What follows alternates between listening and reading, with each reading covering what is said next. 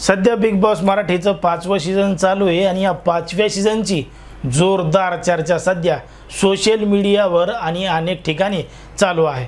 कारण की या बिग बॉस मराठीच्या 5व्या सीझनमध्ये अनेक सेलिब्रिटींनी सहभाग घेतलेला आहे। आता ते कलाकारच आहेत, पण त्यांना सेलिब्रिटी यासाठी म्हणतोय की ते त्यांच्या आयुष्यामध्ये अगदी लक्झरी लाईफ जगतात, एकदम सुखकर आयुष्य जगत असतात।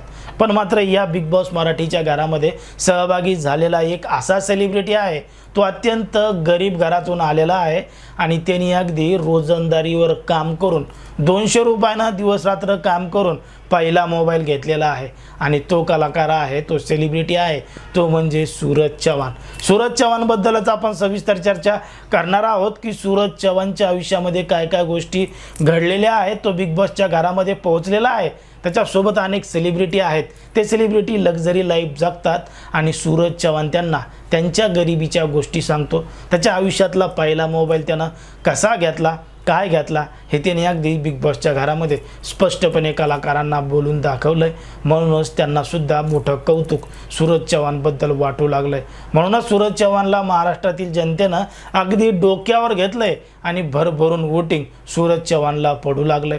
याच शोमध्ये पॅडी कांबळे असतील, अभिजित असेल, अंकिता असेल, यांच्यासोबत बोलताना सूरज सांगतो की काही वर्षांपूर्वी जेव्हा त्याच्याकडे पैसे नव्हते, नेमकाच मोबाईलचा जमाना आलेला होता, इतर मुलांप्रमाणे त्याला सुद्धा मोबाईल वापरू वाटत होता, पण मात्र परिस्थिती हलाखीची होती, गरिबीची होती, आई वडील मोबाईल घेऊन देऊ शकत नव्हते। म्हणूनच सूरजला स्वतः काम करावं लागायचं आणि ते कामसुद्धा 100-200 रुपयानं करावं लागायचं।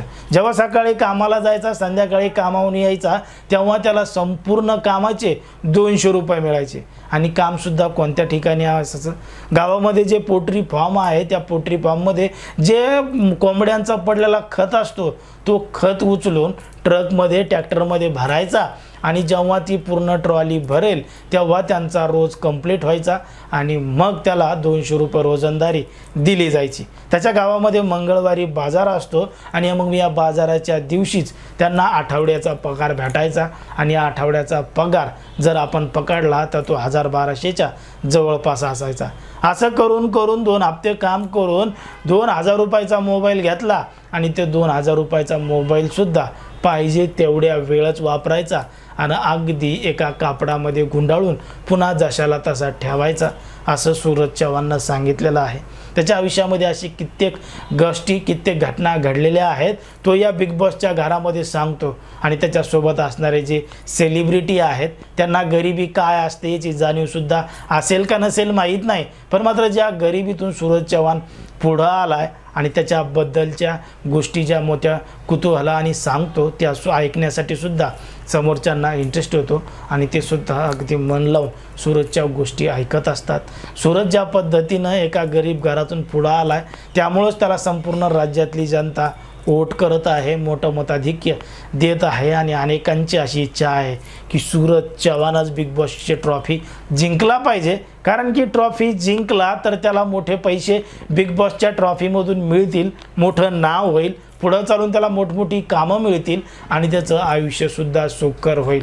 त्याला गावामध्ये राहण्यासाठी घरसुद्धा नाही आहे, छोटंसं घर आहे, ते घर त्याला आता चांगल्या पद्धतीनं सजवायचं आहे आणि घरी जाऊन राहायचं आहे, असं सुद्धा सूरजनं अनेक वेळा बोलून दाखवलेलं आहे।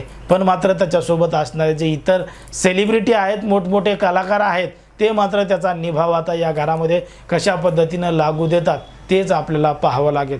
पण मात्र अनेकांनी सांगितलंय की बिग बॉस शो मराठीचा हा फक्त सूरज चव्हाणमुळेच पाहत आहेत आणि जर सूरज चव्हाण जोपर्यंत या बिग बॉसच्या घरामध्ये आहे तोपर्यंत ते बिग बॉस शो पाहत राहणार। पण मात्र अनेकांची इच्छा आपण सांगितलं त्याचप्रमाणे आहे की ट्रॉफी तर सूरज चव्हाणनी जिंकली पाहिजे। खरंच सूरज चव्हाण ट्रॉफी जिंकेल का? तुम्हाला काय वाटतं हे अगदी स्पष्टपणे कमेंटमध्ये सांगा आणि अशाच पद्धतीचे नवनवीन व्हिडिओ पाहण्यासाठी आपल्या चॅनलला लगेच सबस्क्राईब करून घ्या।